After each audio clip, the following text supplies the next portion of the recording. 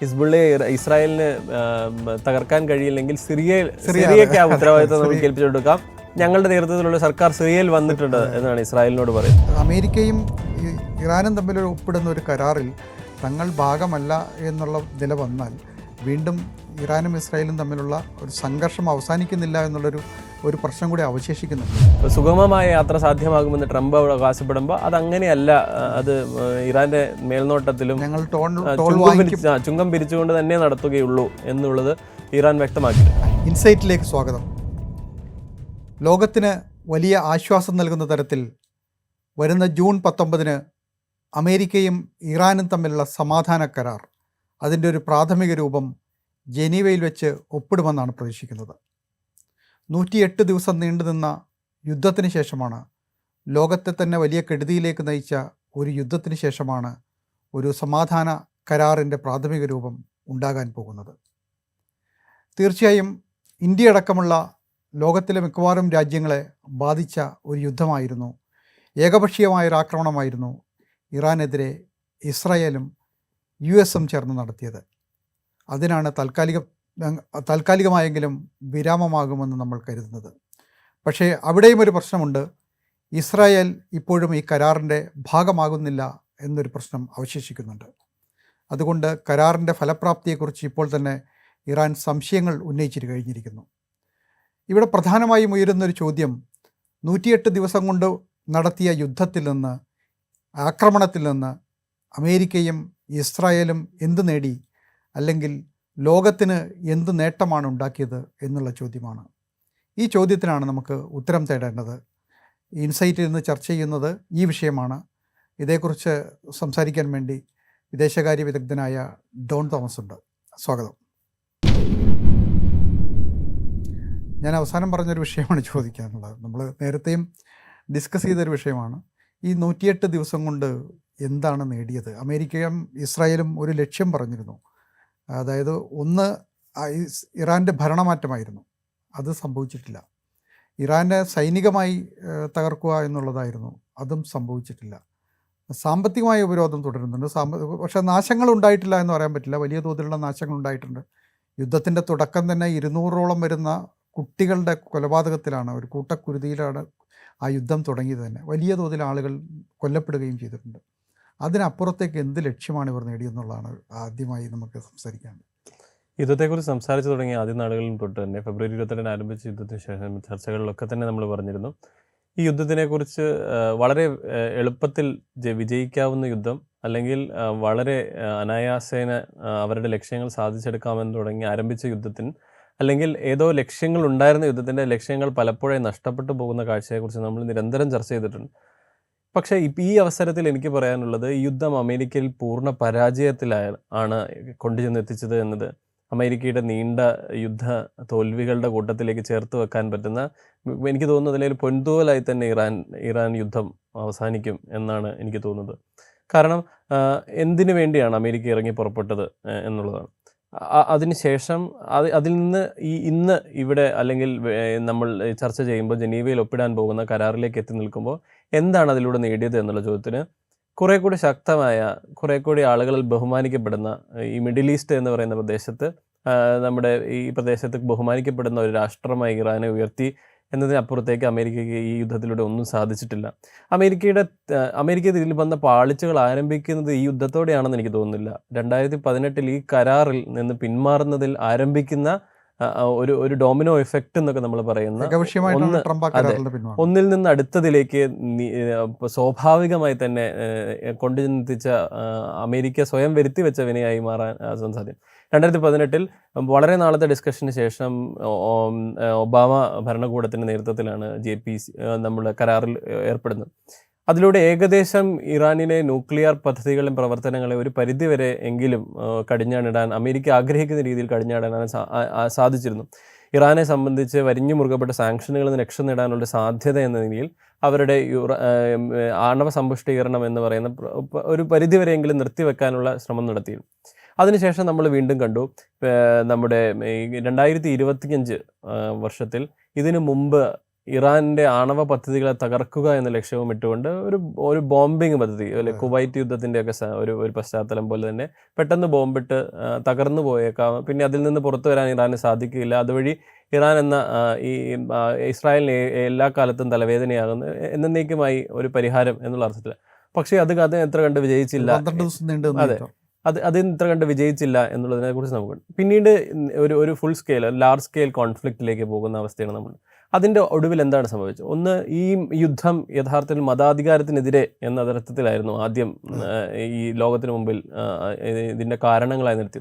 എന്താണ് മതാധിപത്യം പുറത്താക്കിക്കൊണ്ട് ഒരു ജനാധിപത്യ സംവിധാനത്തിൽ ആ തരത്തിലൊരു സാധ്യത ഇന്നുണ്ടോ? ഇല്ല. കൂടുതൽ ശക്തമായൊരു മതാധിപത്യത്തെ, ഒരു മതാധികാരത്തെയാണ് നമുക്കിന്ന് കാണാൻ പറ്റുന്നത്. ജനങ്ങൾ പൂർണ്ണമായും അവർക്ക് ഈ പറയുന്ന എല്ലാ എതിർപ്പുകളും നിലനിർത്തിക്കൊണ്ട് തന്നെ ഈ അവസരത്തിൽ ഈ പറയുന്ന നമ്മുടെ ഭരണകൂടവുമായി ചേർന്ന് നിൽക്കുന്ന അവസ്ഥയാണ്. ഏതെങ്കിലും തരത്തിലുള്ള പ്രതിഷേധങ്ങളോ പ്രക്ഷോഭങ്ങളോ ഇപ്പോൾ ഇറാനിൽ നിന്ന് നമ്മൾ റിപ്പോർട്ട് ചെയ്തതായിട്ട് കാണുന്നില്ല. പക്ഷേ വലിയ നാശനഷ്ടത്തിന്റെ കണക്ക് നമുക്ക് വരുന്നുണ്ട്. അവരുടെ നേതാവായ അവരെ നഷ്ടപ്പെടുന്നു, അവർക്ക് പ്രധാനപ്പെട്ട നേതാക്കളെ എല്ലാം നഷ്ടപ്പെടുന്നുണ്ട്. ഈ അതിനപ്പുറത്തേക്ക് നമ്മുടെ മിസൈൽ പ്രോഗ്രാമുകളെ കുറിച്ച് ആദ്യം ചർച്ചയുണ്ടായിരുന്നു. ഇസ്രായേലിനെ സംബന്ധിച്ച് ഇറാൻ ഏറ്റവും വലിയ ത്രെട്ട് ആയിട്ട് നിൽക്കുന്നത്, അല്ലെങ്കിൽ ഇറാൻ അതിനെ ഏറ്റവും വലിയ ശക്തിയായി ഇസ്രായേൽ കാണുന്നത് അതിൻ്റെ ലോങ് റേഞ്ച് ആയിട്ടുള്ള മിസൈൽ അതിനെക്കുറിച്ച് ഇപ്പോൾ യാതൊരു ചർച്ചകൾ പോലും ഇല്ല. അതിൻ്റെ സാധ്യതകളെയും ശേഷിയെക്കുറിച്ച് ലോകത്തിന് വളരെ വ്യക്തമായി കഴിഞ്ഞിട്ടുണ്ട്. അത് തന്നെയാണ് അമേരിക്കനെ ഇത്തരത്തിൽ ആ ശേഷി ഇന്നും കുറഞ്ഞിട്ടില്ല എന്നുള്ളതാണ് ഇന്ന് ഈ അവസരത്തിലേക്ക്, ഈ കരാറിലേക്കൊക്കെ അമേരിക്കയെ കൊണ്ടെത്തിക്കുന്നത്. മൂന്നാമതായി ന്യൂക്ലിയർ പ്രോഗ്രാമിൽ എന്ത് തരത്തിലുള്ള മാറ്റമാണ് ഈ കാലയളവിൽ ഏത് തരത്തിലുള്ള മാറ്റമാണ് ഇറാന്റെ ന്യൂക്ലിയർ പ്രോഗ്രാമുകൾക്ക് വന്നിട്ടുള്ളത്? ചിലയിടങ്ങൾ അത് ഈ ഘട്ടത്തിൽ പോലും ചർച്ചയില്ല. ആദ്യഘട്ടത്തിൽ അത് പൂർണ്ണമായി ഇല്ലാതാക്കാൻ വേണ്ടിയുള്ള ശ്രമങ്ങളായിരുന്നെങ്കിൽ അത് ആദ്യഘട്ടത്തിൽ സമാധാന കരാറിൽ അതുപോലും ഇല്ല എന്നുള്ളത്. പിന്നെ ആഗോള ക്രമത്തെ, അത് സാമ്പത്തിക ക്രമത്തെ ആണെങ്കിലും ഈ എണ്ണ വിഭവങ്ങളുടെ ക്രമത്തെ ആണെങ്കിലും സ്വാധീനിക്കാൻ തക്ക ശക്തി ഇറാൻ ഉണ്ട് എന്നും അത്തരത്തിൽ ഈ മിഡിൽ ഈസ്റ്റ് ഒരു നിർണായകമായ സാന്നിധ്യമായും അടയാളപ്പെടുത്തുന്ന അവസ്ഥയായി ഇറാൻ മാറിയിട്ടുണ്ട്. അപ്പോൾ ഏതെല്ലാം ലക്ഷ്യങ്ങൾക്ക് വേണ്ടി ഇറങ്ങി പുറപ്പെട്ടോ ഇതിലൊരു ലക്ഷ്യം പോലും സാധ്യമാക്കാത്ത തരത്തിൽ ഇത് പൂർണ്ണ പരാജയത്തിലേക്ക് നടക്കുന്ന സാധ്യതയാണ്. ഇതിനർത്ഥം ഇറാൻ എന്തോ വലിയ സൂപ്പർ പവർ ആണ് എന്നല്ല. നമ്മൾ പലപ്പോഴും പറയാറുണ്ട്, നമുക്ക് ബോംബുകൾ കൊണ്ടും വയലൻസ് കൊണ്ടുമൊന്നും ഈ ആശയങ്ങളെ ഇല്ലാതാക്കി കളയാൻ സാധിക്കുകയില്ല, ഓർമ്മകളെ ഇല്ലാതാക്കി കളയാൻ സാധിക്കുകയില്ല, അത്തരത്തിൽ പറയാൻ. അപ്പോൾ നമുക്ക് വെറും ഒരു മിലിറ്ററി ആക്രമണത്തിലൂടെ ഒരു രാജ്യത്തെ ഇല്ലാതാക്കാം. ഇത്രയും കാലത്തെ പൈതൃകവും വലിയ ചരിത്രവുമുള്ള രാജ്യത്തെയും അവരുടെ ജനങ്ങളെയും അതിൻ്റെ സംവിധാനങ്ങൾ ഇല്ലാതാക്കി കളയാമെന്നുള്ള വ്യാമോഹങ്ങൾക്കൊക്കെ ഏറ്റ തിരിച്ചടിയാണ്. അത് അമേരിക്ക ഓരോ അവർ ആവശ്യമില്ലാതെ നടത്തുന്ന ഓരോ ഇടപെടലിലൂടെയും ഇത് നമ്മൾ പഠിക്കുമെന്ന് ആഗ്രഹിക്കുന്ന, അല്ലെങ്കിൽ പഠിക്കണമെന്ന് ആഗ്രഹിക്കുന്ന ഒരിക്കലും സംഭവിച്ചിട്ടില്ല. ഇതിലും അവസ്ഥ തന്നെയായിരിക്കും. വീണ്ടും പുതിയ യുദ്ധങ്ങളിലേക്ക് അമേരിക്ക പോയിക്കൊണ്ടേയിരിക്കും. യഥാർത്ഥത്തിൽ ഈ 12 ദിവസത്തെ യുദ്ധം യഥാർത്ഥത്തിൽ ഇറാന് പ്രയോജനകരമായി മാറിയെന്നാണ് സൈനിക വിദഗ്ധന്മാരൊക്കെ പറയുന്നത്. കാരണം അവർക്ക് അതിൽ നിന്ന് പുതിയ പാഠങ്ങൾ പഠിക്കാൻ പറ്റി. എന്താണ് തങ്ങളുടെ ദൗർബല്യം, എന്താണ്, എങ്ങനെയാണ് പരിഹരിക്കേണ്ടതെന്നുള്ളൊരു സമയം കൊടുക്കുന്ന തരത്തിലായിരുന്നു യഥാർത്ഥത്തിൽ ഇസ്രായേൽ നടത്തിയ ആദ്യത്തെ ആക്രമണം, 12 ദിവസത്തെ യുദ്ധം. അതിൽ അമേരിക്ക അവസാന ഘട്ടത്തിൽ പങ്കാളികളാവുന്നുണ്ടല്ലോ. അപ്പോൾ അതൊരു റിഹേഴ്സലായിരുന്നു. പക്ഷേ ആ റിഹേഴ്സലിൽ അവർക്ക് കൂടുതൽ ബലം നൽകിയെന്നാണ് ഇപ്പോൾ പറയുന്നത്. ഈ ആയുധശേഷിയുടെ കാര്യത്തിൽ ഇറാൻ അമേരിക്കയ്ക്കോ ഇസ്രായേലിനോ തുല്യ ശക്തിയാണെന്നുള്ള അല്ല എന്നുള്ളത് തന്നെയാണ് നമ്മുടെ യാഥാർത്ഥ്യം. പക്ഷേ ആ സാഹചര്യങ്ങളെ അവർക്ക് ഈ ദുർഘടമായ സാഹചര്യങ്ങൾ അനുകൂലമാക്കി എടുക്കുന്നതിലുള്ള അവരുടെ ഒരു സവിശേഷമായ, അതിപ്പോൾ നമ്മൾ 70-കളിൽ വിയറ്റ്നാം യുദ്ധം നടത്തുമ്പോഴും വിയറ്റ്നാം ഒരു ദുർബല ശക്തിയായിരുന്നു.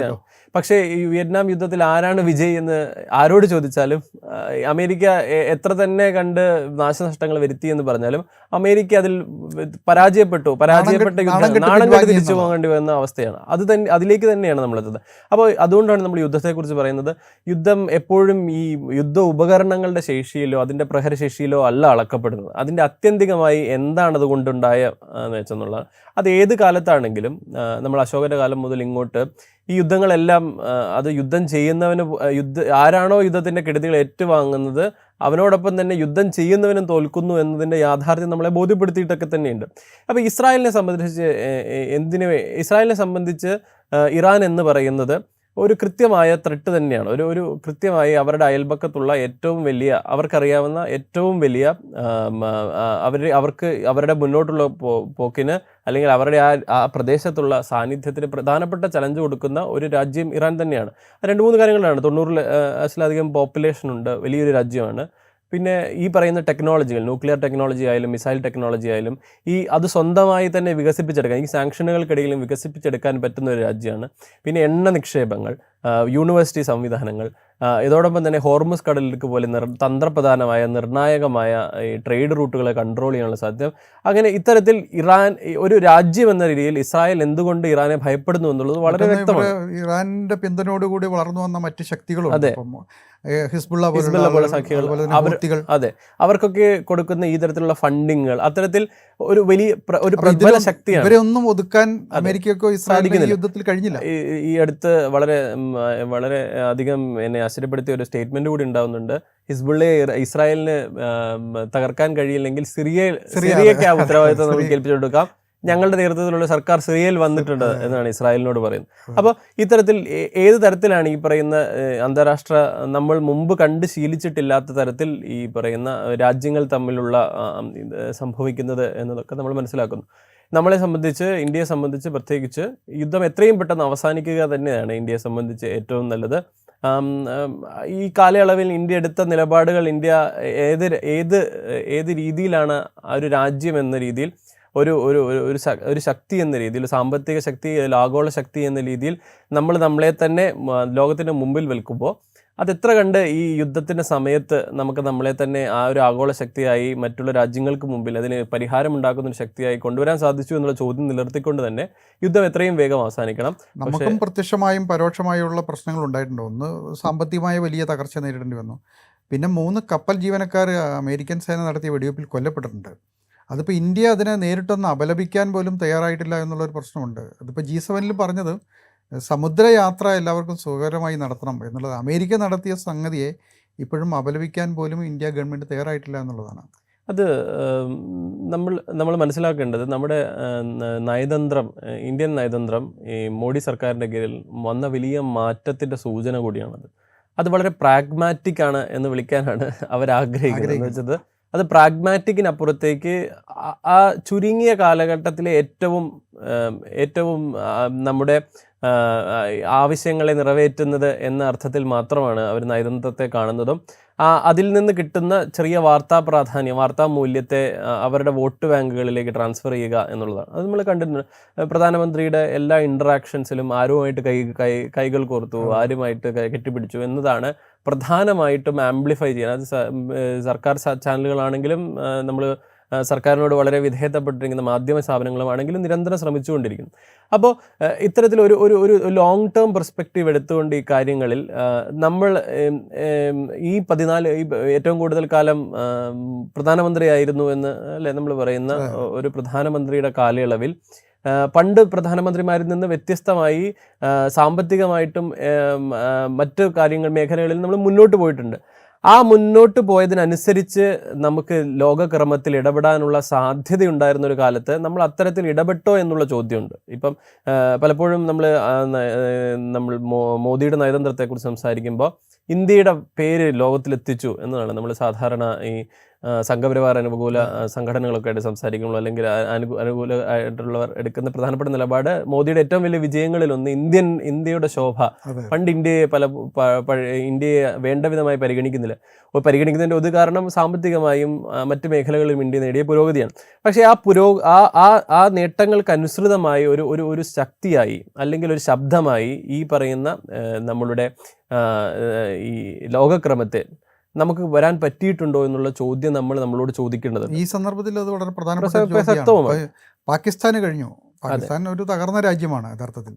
ഖത്തറിന് അതിലിടപെടാൻ കഴിയുന്നു. പക്ഷെ നമ്മൾക്ക് എന്തുകൊണ്ട് കഴിഞ്ഞില്ല? ഇറാനുമായി ഏറ്റവും അടുത്ത ബന്ധങ്ങളുള്ള ഒരു രാജ്യം, നിക്ഷേപ സാഹചര്യങ്ങളും മറ്റെല്ലാ തരത്തിലും ഇറാനുമായി ഏറ്റവും അടുത്ത സൗഹൃദമുള്ള ഒരു രാജ്യത്തിന് ആ പ്രശ്നത്തിൽ ഇടപെട്ടുകൊണ്ടൊരു അതും അതിനോടൊപ്പം തന്നെ നമ്മൾ ചേർത്ത് വായിക്കേണ്ടത് US-ഉമായിട്ട് ഏറ്റവും നല്ല ബന്ധമുണ്ട് എന്ന് അവകാശപ്പെടുന്ന ഒരു രാജ്യം. അത്തരത്തിൽ ഈ പറയുന്ന ഒരു ബ്രോക്കർ, ഇസ്രായേലുമായിട്ടും നല്ല ബന്ധങ്ങളുള്ള രാജ്യം, അത്തരത്തിൽ എന്തുകൊണ്ട് ഇതിന് സാധിക്കുന്നില്ല എന്നുള്ള ചോദ്യമുണ്ട്.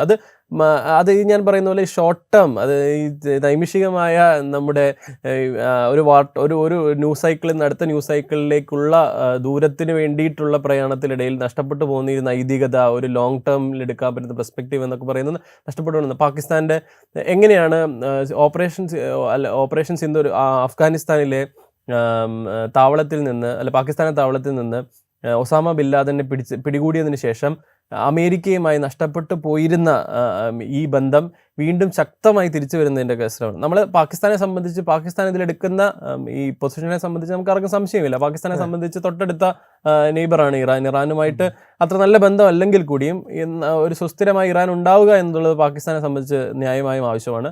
പിന്നെ പാകിസ്ഥാനെ സംബന്ധിച്ച് ആഗോള വിപണിയിൽ ഉണ്ടാവുന്ന വലിയ മാറ്റങ്ങളൊക്കെ അവരുടെ ഇപ്പോഴേ തകർന്നു കിടക്കുന്ന ഒരു എക്കോണമിയെ വല്ലാതെ ബാധിക്കുന്നുണ്ട്.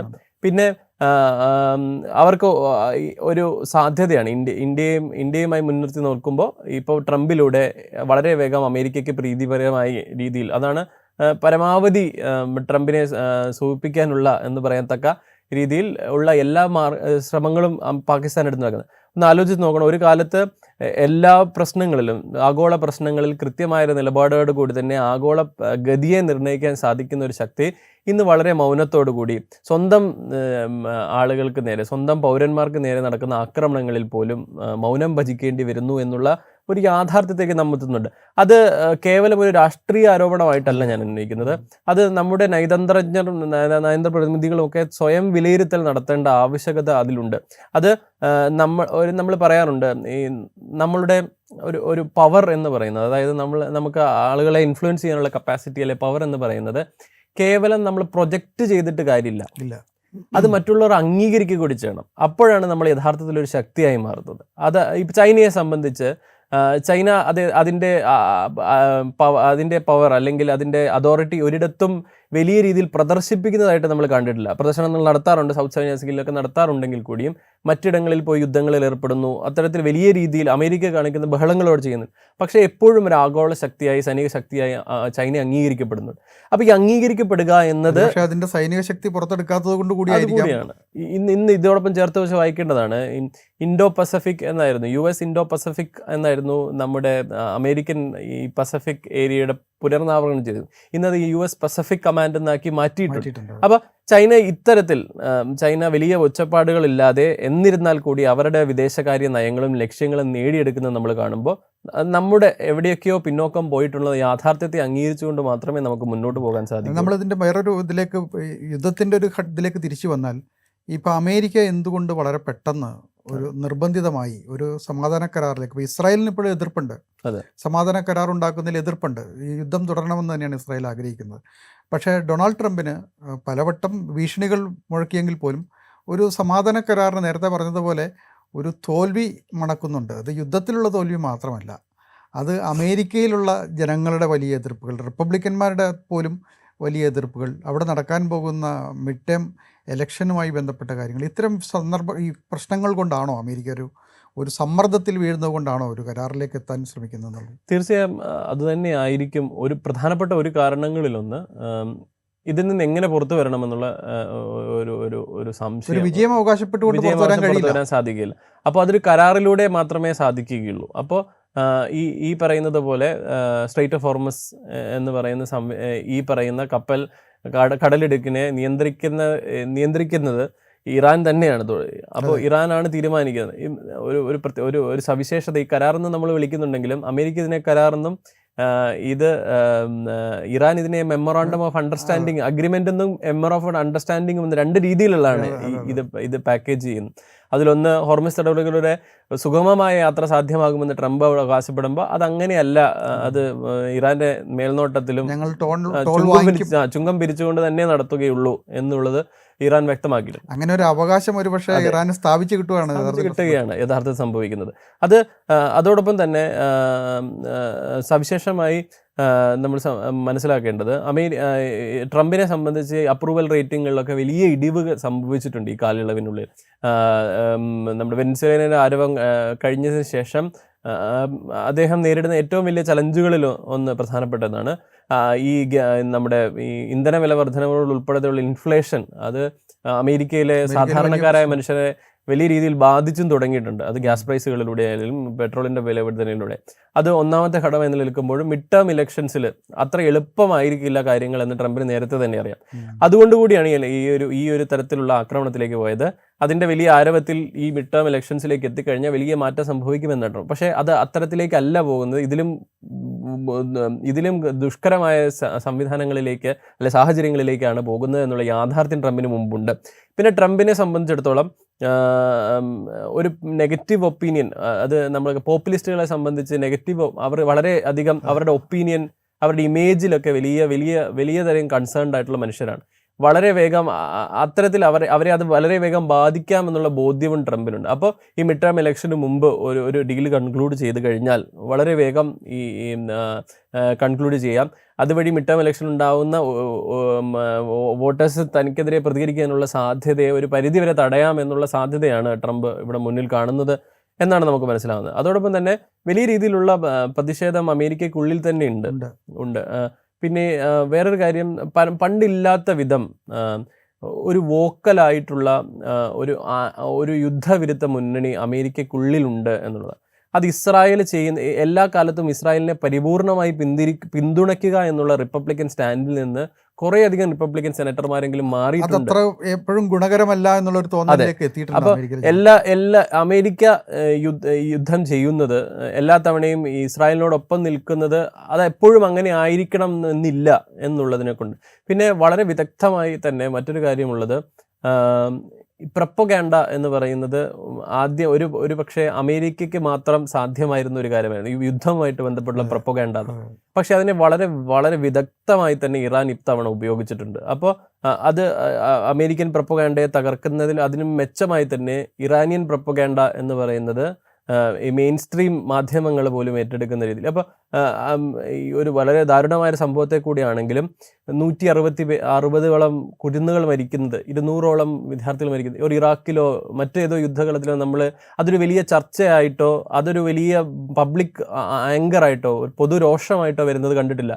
പക്ഷേ അത് കൃത്യമായി തന്നെ ഉപയോഗപ്പെടുത്തിക്കൊണ്ട് തന്നെ അവർക്കുണ്ടാകുന്ന കെടുതികളെ ലോകത്തിൻ്റെ മുമ്പിലേക്ക് വെക്കാനുള്ള അത്തരത്തിലൊരു സാധ്യത ഇറാൻ കൃത്യമായി വെച്ചിട്ട് അത് അമേരിക്കയിലെ ഒരു വലിയ വിഭാഗം ജനങ്ങളെയും ലോകത്തെ തന്നെയും യുദ്ധത്തിന് എതിരായിട്ടുള്ള സാഹചര്യം ഉണ്ടാക്കുന്ന വലിയ സാധ്യത എടുത്തിട്ട് അമേരിക്കയിലേക്ക് വന്ന ഇറാൻ പ്ലെയേഴ്സിൻ്റെ വിമാനത്തിൽ ഈ പറയുന്ന വാചകങ്ങൾ എഴുതി വെച്ചിരുന്നു.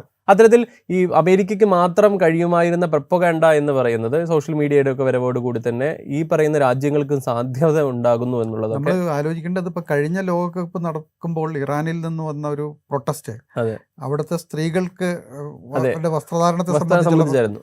പക്ഷേ ഇറാൻ ഭരണകൂടത്തിനെതിരെയായിരുന്നു. പക്ഷെ ഇപ്പൊ അത് മാറിയിട്ട് ഇറാൻ ഭരണകൂടത്തിന് അനുകൂലമായ ഇറാൻ പ്ലെയേഴ്സിനെ കളിക്കാരെ അമേരിക്കയിലേക്ക് കയറ്റാൻ കഴിയുന്നില്ല. അത്തരത്തിൽ ഇതൊക്കെ ഉണ്ടാക്കുന്ന ഒരു ആത്മരോഷം ഉണ്ടാവുമല്ലോ. ഞാൻ പറഞ്ഞതാണ്, യുദ്ധം ചിലപ്പോൾ കെട്ടിടങ്ങളോ ബിൽഡിങ്ങുകളോ ഒക്കെ നിങ്ങൾക്ക് തകർത്ത് കളയാമെങ്കിലും അതുണ്ടാക്കുന്ന ഒരു ഓർമ്മയുണ്ട്, അതുണ്ടാക്കുന്ന ഒരു പ്രതിരോധമുണ്ട്. ഓരോ യുദ്ധവും അത് ഈ യുദ്ധത്തിനപ്പുറത്തേക്കും നീണ്ടു നിൽക്കും.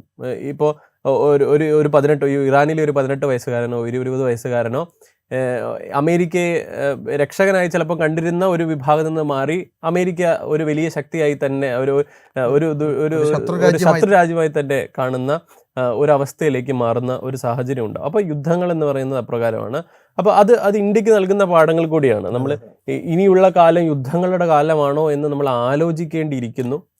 ഈ യുദ്ധങ്ങൾ കൊണ്ട് എത്രത്തോളം നമുക്ക് നമ്മുടെ ആവശ്യങ്ങൾ അല്ലെങ്കിൽ നമ്മുടെ രാജ്യത്തിൻ്റെ അഭിവൃദ്ധിക്ക് വേണ്ടിയുള്ള കാര്യങ്ങൾ സാധിക്കുമെന്നതിനെക്കുറിച്ച് നമ്മൾ കൂടി ആത്മപരിശോധന നടത്തേണ്ട ഒരു അവസ്ഥയിലേക്ക് വന്നു. എത്ര തന്നെ സൈനിക ശക്തിയുണ്ട്, മറ്റ് രാജ്യങ്ങൾ, അതായത് ആരെ പ്രതിരോധത്തിലാക്കാൻ വേണ്ടിയാണോ യുദ്ധം നടത്തുന്നത്, ആരാണോ നമുക്കെതിരെ നിൽക്കുന്നത്, അവരെത്ര തന്നെ ശക്തി കുറഞ്ഞവരാണെങ്കിൽ കൂടിയും ഈ രീതിയിൽ അല്ലെങ്കിൽ മറ്റൊരു രീതിയിൽ നമുക്ക് ഈ പറയുന്ന വിജയം എന്നത് അവകാശപ്പെടാൻ പറ്റാത്ത രീതിയിൽ യുദ്ധങ്ങൾ മാറുന്നു.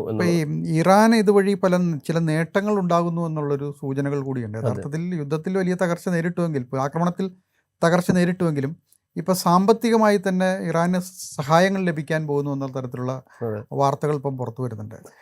ഇറാനെ റീബിൽഡ് ചെയ്യാൻ വേണ്ടിയിട്ടുള്ള ഇറാൻ എപ്പോഴൊക്കെ കരാറിനെ കുറിച്ചുള്ള സൂചനയുണ്ടോ അന്നൊക്കെ ഇറാൻ കൃത്യമായി പറഞ്ഞിരുന്നു, ഈ യുദ്ധം മൂലം അല്ലെങ്കിൽ ഈ സാങ്ഷൻസ് മൂലം നമുക്ക് വന്നിട്ടുള്ള ഉപരോധങ്ങൾ മൂലം വന്നിട്ടുള്ള ഈ നമുക്ക് സാമ്പത്തികമായുള്ള ഞെരുക്കത്തെ, അല്ലെങ്കിൽ ഈ പറയുന്ന ഞങ്ങളുടെ വാണിജ്യത്തിനും മറ്റു കാര്യങ്ങൾക്കും ഉണ്ടായ വലിയ നഷ്ടങ്ങൾക്ക് തീർച്ചയായും അതിനെ മറികടക്കാനുള്ളൊരു സാധ്യത കൂടി ഈ കരാറിന് ഉൾപ്പെടുത്തണം എന്ന് പറഞ്ഞു.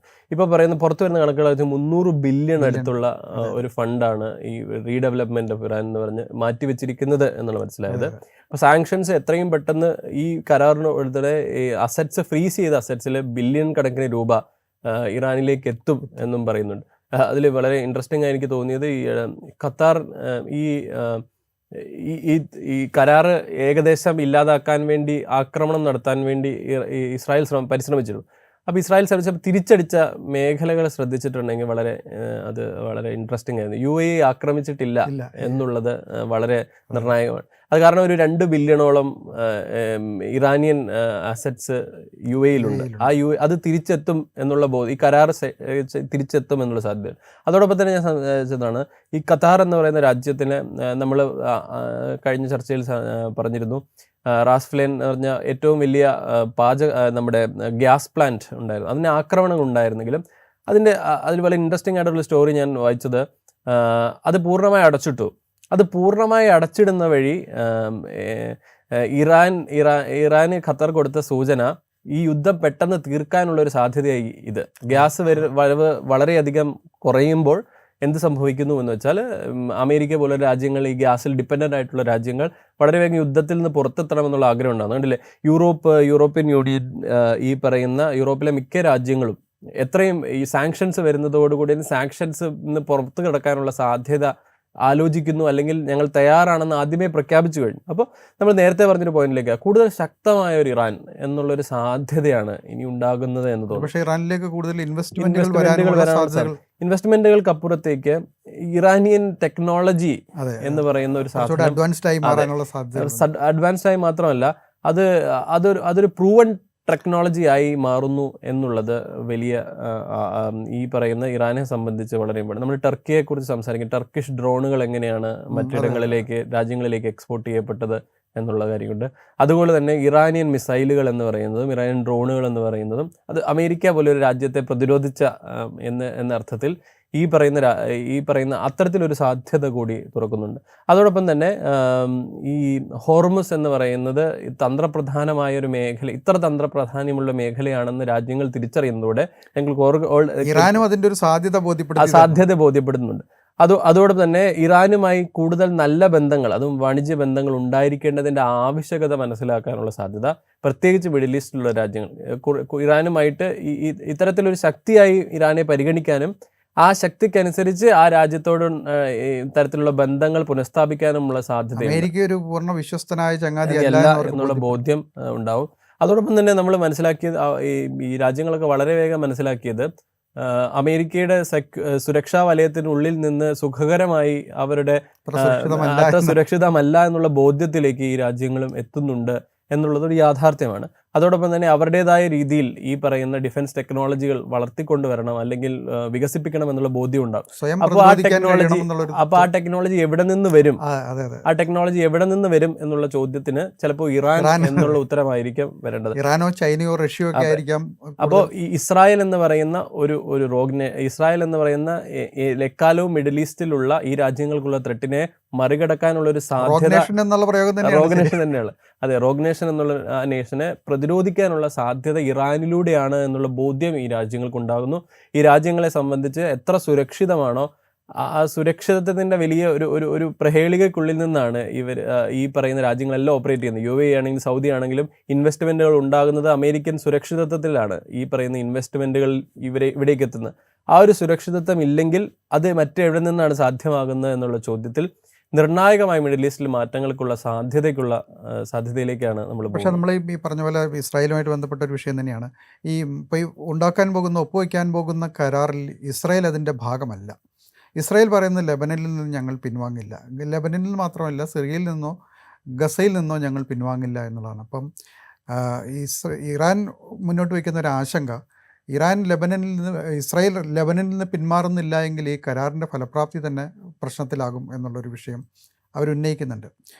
അതോടൊപ്പം തന്നെ ഈ അമേരിക്കയും ഈ ഇറാനും തമ്മിൽ ഒപ്പിടുന്ന ഒരു കരാറിൽ തങ്ങൾ ഭാഗമല്ല എന്നുള്ള നില വന്നാൽ വീണ്ടും ഇറാനും ഇസ്രായേലും തമ്മിലുള്ള ഒരു സംഘർഷം അവസാനിക്കുന്നില്ല എന്നുള്ളൊരു പ്രശ്നം കൂടി അവശേഷിക്കുന്നുണ്ട് ഇവിടെ. എന്നെ പൊതുവെ എന്നെ അന്താരാഷ്ട്ര വിദഗ്ധൻ എന്നൊക്കെ സംബോധന ചെയ്യുമ്പോൾ എൻ്റെ കൂടെ ഇതിനെക്കുറിച്ച് ആലോചിക്കുകയും ചിന്തിക്കുകയും ചെയ്യുന്നവരെ കളിയാക്കി വിളിക്കാറുണ്ട്. പെസിമിസ്റ്റ് ഇന്റർനാഷണൽ തിങ്കറാണ് എന്നൊക്കെ പറഞ്ഞ് കളിയാക്കാറുണ്ട്. അപ്പം അതായത് എൻ്റെ ഒരു പെസിമിസ്റ്റ് വേൾഡ് വ്യൂ തന്നെ മനസ്സിലാകുന്ന കാര്യം, ഇതിന് ഏത് മുഖേനയും ഈ വെള്ളിയാഴ്ച ഈ കരാറിൽ ഒപ്പിടാതിരിക്കാനുള്ള സാധ്യതകൾ മുഴുവൻ ഇസ്രായേൽ പ്രയോഗിക്കും എന്ന് തന്നെയാണ് ഞാൻ വിശ്വസിക്കുന്നത്. ഇസ്രായേലിനെ സംബന്ധിച്ച് ഈ കരാർ എന്ന് പറയുന്നത് ഒരു തരത്തിലും അംഗീകരിക്കാൻ പറ്റില്ല, പ്രത്യേകിച്ച് നെതന്യാഹുവിനെ സംബന്ധിച്ച്.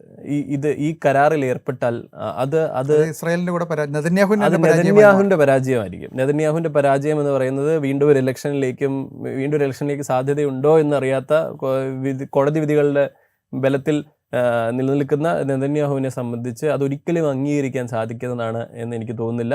ഇനി എന്തെങ്കിലും കാരണവശാൽ വെള്ളിയാഴ്ച കരാർ ഉണ്ടായാൽ തന്നെ അതിനുശേഷം ആണെങ്കിലും ഈ കരാറിലെ വ്യവസ്ഥകൾ ലംഘിക്കപ്പെടാനുള്ള 100% സാധ്യതകൾ പലയിടങ്ങളിലായി ഇസ്രായേലിന് എന്തൊക്കെ സാധ്യതകൾ ഉണ്ട് എന്നത് ലോകത്തിന് വളരെ കൃത്യമായി തന്നെ വെളിപ്പെട്ടു വരുന്നതാണ്.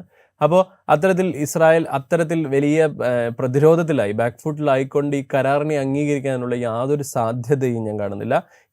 ഇസ്രായേലിനെ സംബന്ധിച്ച് ലെബനനിൽ ഇസ്രായേലിലേക്ക് വരുന്ന ആക്രമണങ്ങൾക്ക് ഒരു അവസാനവും ഉണ്ടായിട്ടില്ല. ഇസ്രായേൽ എന്തൊക്കെയാണോ ആഗ്രഹിച്ചത് അതിലൊരു അംശം പോലും ഈ പറയുന്ന ഈ യുദ്ധത്തിലൂടെ സാധിച്ചിട്ടില്ല.